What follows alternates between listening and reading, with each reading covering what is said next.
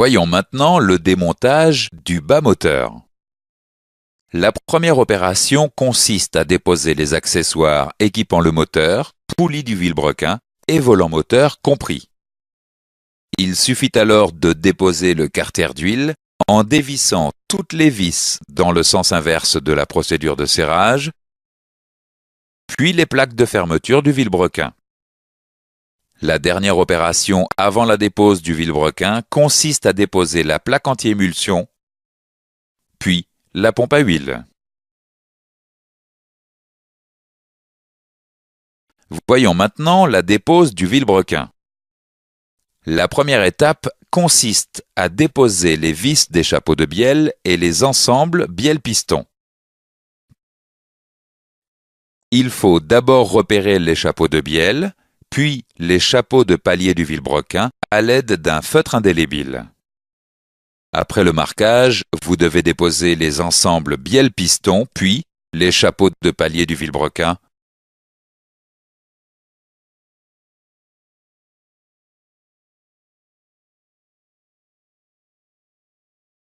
Et enfin, le vilebrequin. Une fois le vilebrequin déposé, il faut repérer chaque coussinet du vilebrequin car la classe peut varier selon les paliers. Voyons maintenant les contrôles à effectuer sur les éléments du bas moteur. Les contrôles à effectuer sont les suivants. Les signes de corrosion, grippage sur l'ensemble des pièces démontées. Les fissures sur le vilebrequin. Les rainures sur les parties tournantes du vilebrequin. Les rainures ou traces de surchauffe sur les paliers et coussinets. Les marques de surchauffe ou de rayures sur les pistons. Et les déformations des bielles.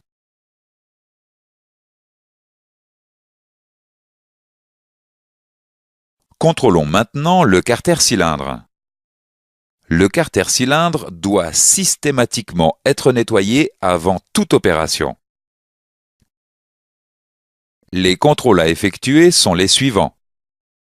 Mesurer le diamètre nominal de chaque cylindre. Mesurer l'ovalisation de chaque cylindre.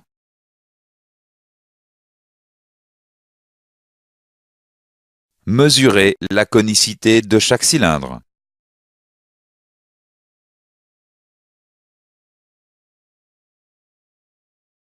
Vous devez utiliser les instruments de mesure appropriés et réaliser les mesures en 3 points du cylindre suivant 2 directions. Vous devez dans tous les cas vous reporter à la documentation technique. Contrôlons maintenant les ensembles bielle-piston. Les ensembles bielle-piston doivent être nettoyés systématiquement avant toute opération. Vous devez réaliser les contrôles suivants. Mesurer le diamètre nominal de chaque piston. Mesurer le jeu de coupe des segments sur certaines motorisations. Mesurer les jeux entre les segments et les gorges du piston. Mesurer l'anthrax entre la tête et les pieds de bielle. Mesurer le diamètre nominal des pieds et des têtes de bielle. Et mesurer le diamètre extérieur de l'axe du piston ou le diamètre intérieur du trou d'axe de piston. Vous devez utiliser les instruments de mesure appropriés. Vous devez dans tous les cas vous reporter à la documentation technique. Contrôlons enfin le vilebrequin. Le vilebrequin doit être nettoyé systématiquement avant toute opération.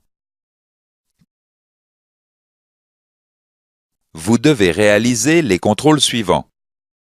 Mesurer le diamètre nominal des manetons et des tourillons du vilebrequin.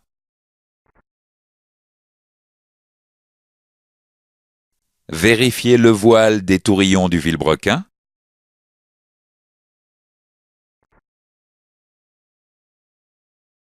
Mesurer la pente des tourillons du vilebrequin. Enfin, mesurer l'ovalisation sur les manetons du vilebrequin. Vous devez utiliser les instruments de mesure appropriés. Vous devez dans tous les cas vous reporter à la documentation technique. La suite des contrôles sur le vilebrequin se fait de la manière suivante. Positionnez le vilebrequin dans le carter cylindre ainsi que les chapeaux de palier. Serrez les chapeaux de palier dans l'ordre et au couple préconisé. Contrôlez le jeu latéral et le jeu radial du vilebrequin. Sur certains moteurs, vous devez impérativement contrôler la hauteur des manetons du vilebrequin en cas de remplacement des pistons ou des bielles. Enfin, vous devez mesurer le dépassement des pistons au moyen d'un outillage spécialisé équipé d'un comparateur. Vous devez vérifier que la mesure obtenue sur chaque piston est comprise dans la tolérance. Dans tous les cas, vous devez vous reporter à la documentation technique.